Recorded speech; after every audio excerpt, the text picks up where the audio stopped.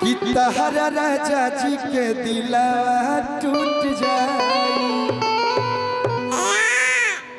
ये शालिनी यादव जी हैं और पारुल यादव भी आई हैं। आज आप भी आ जाइए, यहाँ फटाफट एंट्री मार के और निकलते बनिए। रवा चल जाइए मन को आइए आइए। अगच अगच एक बार जोरदार ताली उन दोनों लोग के लिए, जोरदार ताली आप लोग बजा दीजिए। देखो सब लोग मोबाइल निकाल लेलस, लेकिन ठीक भाई यही के जमाना बा।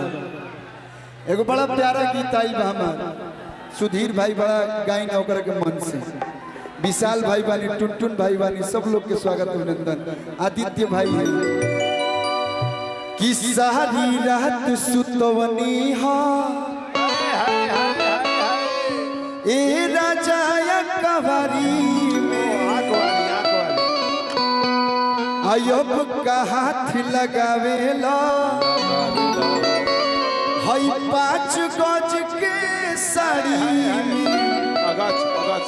ए राजा जी इराउरे हा राउरे रही कि राउर धन नहीं ये राजा केहू खाए वाला बा, कि राउर धन नहीं ये राजा केहू खाए वाला बा। क्या उठलाली लग रहे हैं यो कौन नहीं की तकाना के भावा कि छोड़ी छोड़ी उठलाली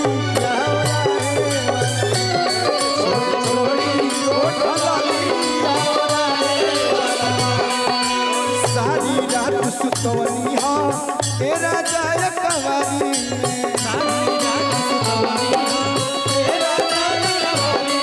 और अब का हाथ लगावेला 5 गज के साड़ी में।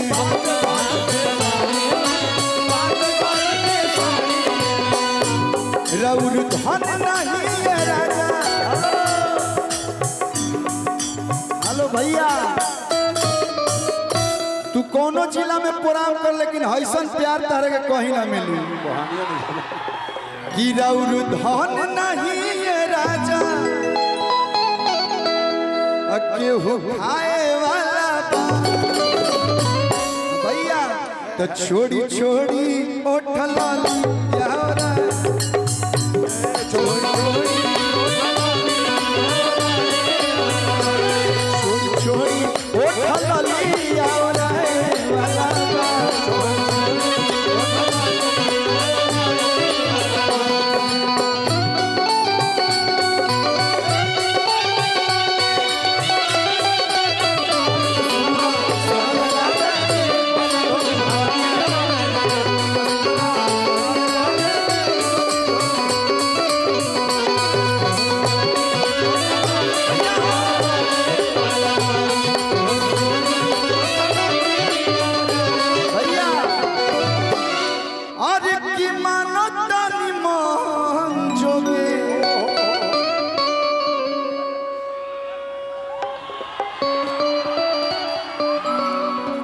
एक बार आप कुछ बोलना चाहेंगे इन लोग को?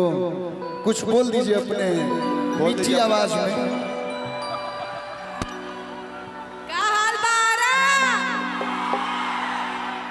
बहुत प्यार का भाई, इतना प्यार कलू सर वो तो पहले ही बताइले रहनी है, लेकिन इतना प्यार देख के सब केहू के कहल चाहब love you. Same to you love you serious. ई आ रहा ज्यादा लव यू मत करने तो लड़का सीधे घर हम लेके जाए लगी हसे। अरे की मानो तानी मन जोगे पानी रहुआ मोरा हत रोज रोज काहे दिल को में तो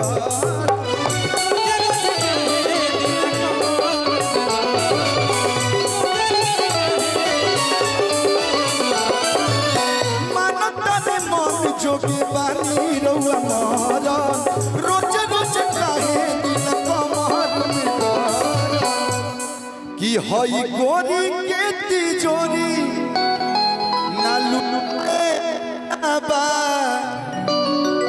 अब बतावा साउंडे से तो लोग खेला करो तो हमनी कैसे सुनाई? बार बार मॉनिटर के तार खींचो तरह लोग कि हई गोरी के तिजोरी लुटाए वाला बा।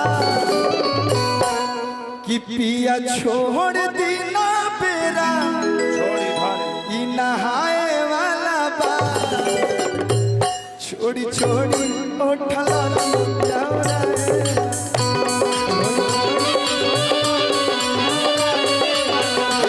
छोड़ी छोड़ी ओठला जावरा वाला बा छोड़ी छोड़ी ओठला जावरा वाला बा एगो और गीत रहे एक बाद जय श्री राम अगच अगच अरे की कान पगमा छमाथ पटिका देखिए हम रंगदार होई ना लेकिन हमारे पप्पू भैया ही लयदार जैसा बड़ा भाई हो। हाँ समझदार तो हूँ, लयदार है लयदार समझदार हूँ थोड़ा थोड़ा। मेरे पप्पू भैया जैसा बड़ा भाई हो, दीपू भैया जैसा बड़ा भाई हो। ऐसा सब भैया के प्रेम बा तो कोनो क्यों बोलता ही रहे। कोई नहीं आराम से आराम से आराम से कोनो बात नहीं, सब लोग अपना घरे बा। अरे की कान पगमा छमाथ पटिका हथेराई फलवा बा कौन जिला है मालूम बनू? कौन जिला हो भैया? आरा जिला उखाड़ देला कीला की कान पगमा छमाथ पटिका हथेराई फलवा बा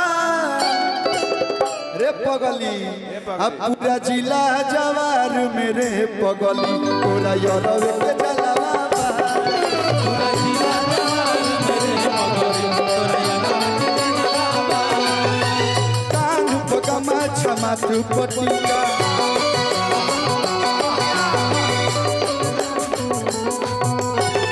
अच्छा हमनी के कुछ रहे जाना रहे दो तीन गो चीज जरूर रखे नहीं जा कान पकान आयो गमछी ओ ठीक है लाठी ठीक है आ मोच सच्चाई बा कि ना भैया?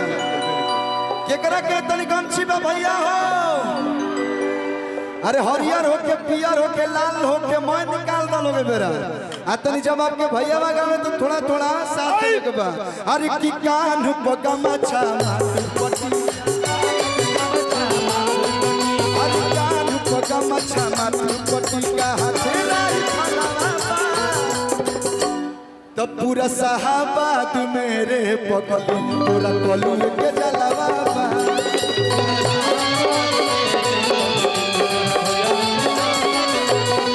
पूरा साहबाद मेरे पगली पप्पू भैया के जलवा बा और चाचा के जलवा बा।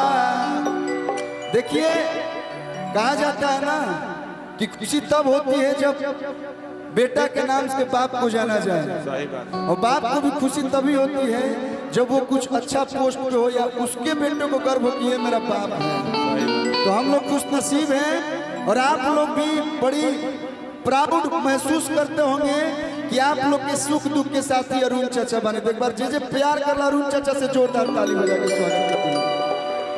हेलो और रिया आई है क्या? आई है हमारे साथ इनका गाना आने वाला है लेकिन ये पहले ही अगियाओं में लॉन्च हो गई। हमारे साथ रिया है आई आई रिया शरदाना है ये रिया जी प्लीज कमान सारे गामा से बहुत प्यारा गाना रहा है। इनके लिए भी एक बार जोरदार ताली आप लोग बजा दीजिए।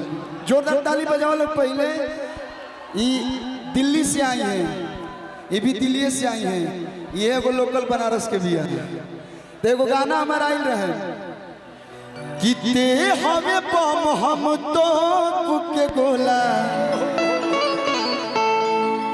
अरे किते हमें बम समझ में आ रहा है ना? यू आर बम बम मतलब हम के अरे ते हमें बम हम तो के गोला भैया रंगदारी बिहारी के खून में होला।